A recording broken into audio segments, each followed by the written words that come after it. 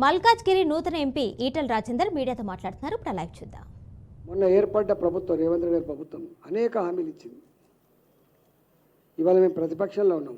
బాధ్యత కలిగిన ప్రతిపక్ష పార్టీ హోదా వచ్చింది మాకు.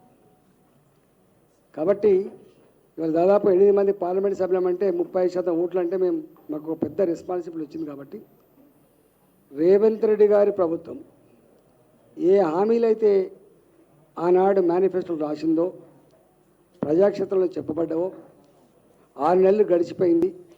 ఒక ఆర్టీసీ బస్సులలో ఉచిత ప్రయాణం తప్ప ఏ ఒక్క సమస్య కూడా పరిష్కారం చేయలేదు. కాబట్టి నా తెలంగాణ మహిళలకి నెలకు గౌరవ భృతి కింద 2500 రూపాయలు కావచ్చు, పేదలకు ఇండ్లు కట్టించే డబుల్ బెడ్రూమ్ కట్టించే కార్యక్రమం కావచ్చు, మా నిరుద్యోగ యువతకి 4000 రూపాయల భృతి కావచ్చు, చదువుకున్న ఆడపిల్లలకి స్కూటీలు కావచ్చు, నా రైతాంగానికి 2 లక్షల రూపాయల రుణమాఫీ కావచ్చు, రైతులు పండించిన పంటకు 500 రూపాయల వాళ్ళకి బోనస్ కావచ్చు, ఇవాళ కళ్యాణ లక్ష్మి 1,00,000 రూపాయలతో పాటుగా తులం బంగారం ఇచ్చే కార్యక్రమం కావచ్చు, కొత్త వాళ్లకు పెన్షన్లు కావచ్చు, పెన్షన్ 2000 నుంచి 4000 రూపాయలు పెంచేది కావచ్చు, సకలాంగులకు 4000 రూపాయల పెన్షన్ నుంచి 6000 రూపాయల పెన్షన్ కావచ్చు.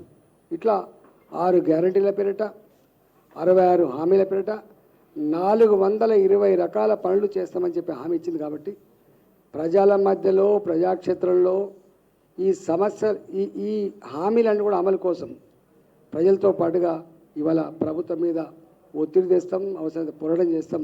ఆ సమస్యల పరిష్కారం కూడా మేము ఉంటామని చెప్పి ప్రజలకు హామీ ఇస్తా ఉన్నాం.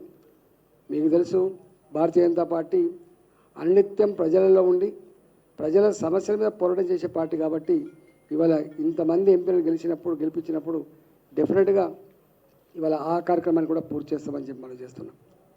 మూడవది, ఈ దేశంలో మొదటి నుంచి కూడా 1952 మొట్టమొదటి సార్వత్రిక ఎన్నికలు జరిగినప్పటి నుంచి ఇప్పటి వరకు ఒక జవహర్లాల్ నెహ్రూ తప్ప ఎవరు కూడా మూడోసారి ఎన్నిక కాలే. ఇవాళ మళ్ళీ ఆ ఘనత నరేంద్ర మోడీ గారికి మాత్రమే దక్కింది. ఆనాడేమో ఈ దేశంలో పెద్ద పార్టీలు లేవు, స్వతంత్రాన్ని తెచ్చిన పార్టీగా ఛాంపియన్ పొంది ఇవాళ ఆ లెగసీలో భాగంగా కాంగ్రెస్ పార్టీకి నెహ్రూ గారు 1952, 57, 62 మూడోసారి కూడా వారు ఎన్నికయ్యారు. 64లో వారు ప్రథమ. కానీ ఇవాళ మోడీ గారికి ఏ లెగసీ లేకుండా సంకీర్ణ రాజకీయాలు దేశాన్ని నడుపుతున్నటువంటి ఈ రోజులల్లో ఒక టర్మే ఉంటే ఇంకో టర్మ్కి ఇంకొక ప్రభుత్వాన్ని ఎన్నుకుంటున్న ఈ రోజులలో 10 ఏళ్ళు గడితే ముఖం మొత్తి ఇక వద్దుపో అంటున్న ఈ సందర్భంలో ఇవాళ మూడవసారి ముచ్చటగా మళ్ళీ నరేంద్ర మోడీ గారి నాయకత్వంలో 296 సీట్లతో మేము మాతో పాటుగా 2 పార్ట్నర్స్ అలయన్స్ తోటి ఇవాళ మళ్ళీ మూడోసారి ముచ్చటగా ప్రధానమంత్రి కాబోతున్నటువంటి సందర్భం మనం చూస్తూ ఉన్నాం. కాబట్టి ఇలా తెలంగాణ ప్రజానీకానికి ఏ నమ్మకం ఏ విశ్వాసం మా మీద పెట్టుకున్నారో ఆ విశ్వాసాన్ని ఆ నమ్మకాన్ని ఎక్కడ కూడా వమ్ము చేయకుండా అనునిత్యం మీకు అందుబాటులో ఉండి మాకు ఇచ్చినటువంటి ఈ పదవిని అలంకారం కోసం కాకుండా నోట్లో నాలుకలాగా ఉండి మీతో ఉండి మీ సమస్యల పరిష్కారంలో మమ్మల్ని ఎన్నుకున్న నియోజకవర్గాల అభివృద్ధిలో తెలంగాణ రాష్ట్ర అభివృద్ధిలో మేమందరం కలిసికట్టుగా భాగం పంచుకుంటాం, మీతో మంచి పేరు తెచ్చుకుంటామని చెప్పి ఈ సందర్భంగా మనం చేస్తూ నమస్కారం.